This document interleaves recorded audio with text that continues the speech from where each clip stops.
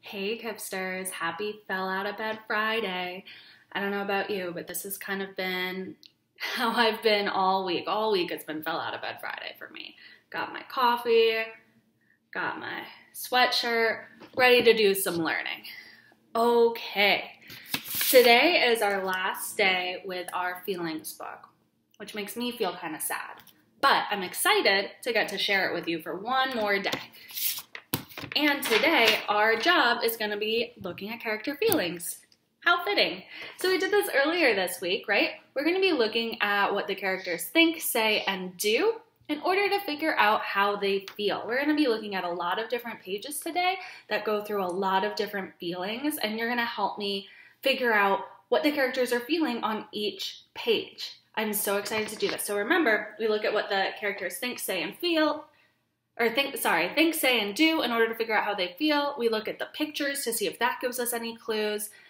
And then we're able to describe the characters, how they feel, what they're like, all of that stuff, using our good descriptive feeling words, not just happy or sad. And that'll make us better readers and better writers. Okay, Kipsters, let's jump in. For these first couple pages, you're going to watch me figure out how the character feels based on what they're thinking, if the page gives us any clues to how they're thinking, what they're saying, and what they're doing. So this very first page is called An Outburst in One Word. No. And then here we've got our little bird friends, temper, temper. Okay, Kipsters, so I see a little kid. He's banging on pots and pans. He's screaming no, right? This picture gives me a lot of clues to what he's doing. The words don't give me a ton of clues, right? Remember, it's an outburst in one word. There's only one word on this page, and that word is no, and that's what the little boy is saying. I can tell by looking at the picture that he's pretty red in the face. He's banging on these pots and pans, and I know that little kids aren't supposed to have pots and pans out. They're not supposed to be banging on those pans. And I can infer, right? I can combine what I'm seeing with what I know, that the kid is probably yelling at his mom or his dad, right? He's yelling at his family. No, he's not gonna stop.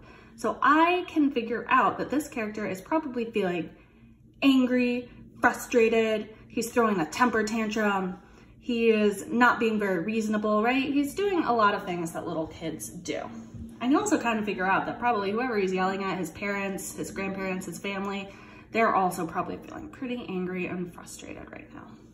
All right, nice job, Kipsters. All right, watch me do this page as well. This one's called Here, Have Some. So many? Wow, thanks, Jason. You're generous. It feels good to share. It feels good to get.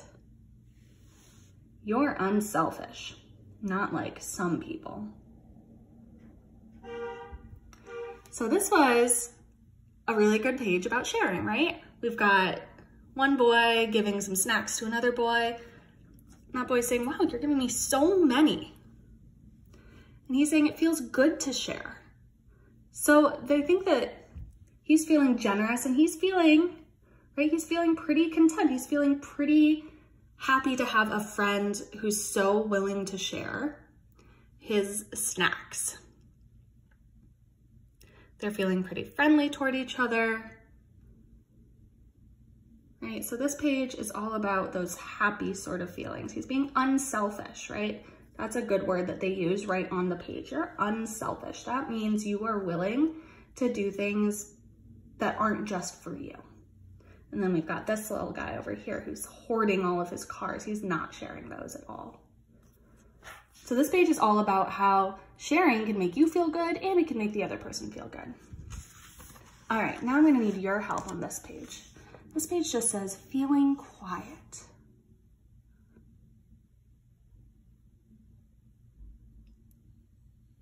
Wow, we don't have any other words. It's just this nice picture of a little kid lying next to a picnic blanket with, I don't know, a stuffed toy, maybe a dog. Kipsters, what is one word that you would use to describe how this character might be feeling? I've got a word in mind. I'll share my word if you share yours. Call out that word. 3, 2, 1. I heard some really good ones, Kipsters. The word I was thinking of was peaceful or calm. Those are some good words that I know we've shared in my class during our community circles for how we're feeling or how we want to feel, right? Peaceful and calm. It's just a nice, quiet day, lying out on the grass. This is kind of where I would like to be right now, right? Just looking at this picture makes me feel so peaceful, so calm. Nice job, Kipsters. And see, I really like this page because we have to rely on the pictures. There's the only words on this entire page are these little guys right here, feeling quiet. So we really have to use a lot of our brain power to put the clues together to figure out how this character might be feeling. Nice job. All right, ooh. This one's a little more chaotic than that last page. Let's take a look. There's nothing to do. I made my bed. I practiced my recorder. I read all my books. I'm sick of puzzles. I'm bored, bored, bored. You've got this girl with all of her stuff thrown around. She's got her cat. She's lying on the bed. So Kipsters, this girl already said that she was bored, right? She said she's sick of everything. She doesn't want to play with any of her toys anymore. She says she's bored.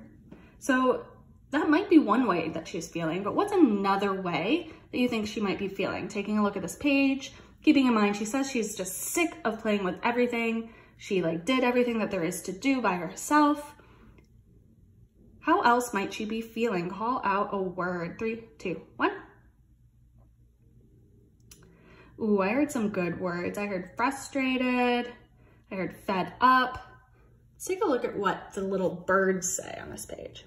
She sounds lonely to me. Ooh. Kipsters, when I first read this page, I didn't immediately think that she was lonely, but when I saw that the little bird said that, it made so much sense, right? She's not so much bored, right? Because look at all these toys that she has to play with. I wish I had that many toys to play with, right? She's lonely. She wants someone else to play with her. So that's a good example. The little birds took the clues in the picture and combined it with what the girl said to figure out how else she might be feeling. A couple more pages. This one's called Telephone, Elizabeth. Little birds are saying, now what? It's the same girl as before. Hello. Hi, Kate. Nothing. I'm bored. Can you come over? You can? Right now? I'll meet you. Kate's my best friend. I'm going to send her a Valentine. Hi, Kate. Hello, Elizabeth. A little bird saying a happy ending. Ooh, all right. So what is she saying on this page? What's something that Elizabeth is saying on this page? Call it up. Yeah, she's saying a lot of things, but she's saying things like, can you come over? Kate's my best friend, right? Things like that. And what is she doing on this page? Yeah, she's answering the phone and then she's doing a little dance, right? We figured that out by looking at the pictures. That's not really in the words, although the title gives us a hint that she's about to answer the telephone, right? She's answering the phone, talking to Kate, and then doing a little dance, a little cartwheel in the field. So put all these clues together, guys. How do we think Elizabeth is feeling? Call out a good feeling word. 3, 2, 1. Nice. I heard the word excited, and that is exactly what I was thinking. She is so excited. She's not going to be lonely anymore. Her friend is coming over. She's not bored with all of this stuff in her room because she gets to play with Kate. She's really excited to have a friend. All right, last page. This one's called Lost and Found. And again, we've just got mostly pictures. Little boy saying, Mama.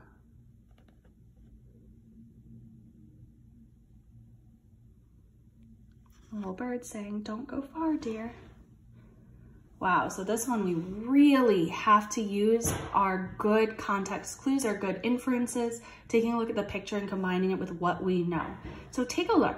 The first thing I notice, right? He's really small. There's a lot of bigger people walking around. I'm seeing some clothes folded. I'm seeing a sale sign. I think he's in a store.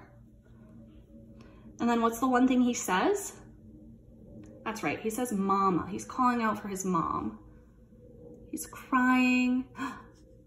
There's his mom.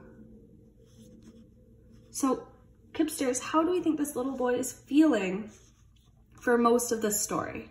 Not the very end, but for this part. I agree. I think he's so scared. He's scared and lost and sad. But then how does he feel at the very end? I had some good words. I was thinking he feels relieved. He feels loved. He found his mom, right? He was so scared, but then that feeling when you finally find your mom. I know that I've lost my mom in the grocery store many times, even as an adult, and I always feel just like this little boy. And then I feel so happy, so relieved when I finally find her again. Kipsters, thank you so much for reading this book with me all week. I had so much fun figuring out how the characters were feeling and learning a lot about different emotions, right? This book, it's really good for practicing our reading skills, but it's also really good for just practicing our social and emotional skills, right? Learning more about feelings and how we can respond to them, and also knowing that other people feel the same way that we do. Really good job, Kipsters. Okay, it's Friday. You've got one last thing to do for me today, and that is go and write a story. It could just be a short story. It could be about you, it could be about a made-up character, but what I really want you to do is use those good descriptive words and adjectives to show how a character might be feeling. Draw a really good picture that gives clues to how the character is feeling, and tell a story that really, just like these little mini stories and feelings, shows that the character is feeling a certain way. So pick a feeling. Maybe it's angry, maybe it's frustrated, maybe it's lonely or bored, and write a little short story with a really descriptive picture, just like these guys in here. Send it to your teacher. Have your teacher guess what feeling it is that you're trying to describe. I can't wait to hear all of your short stories. Have the best weekend ever. I'm going back to bed. Bye, Kipsters.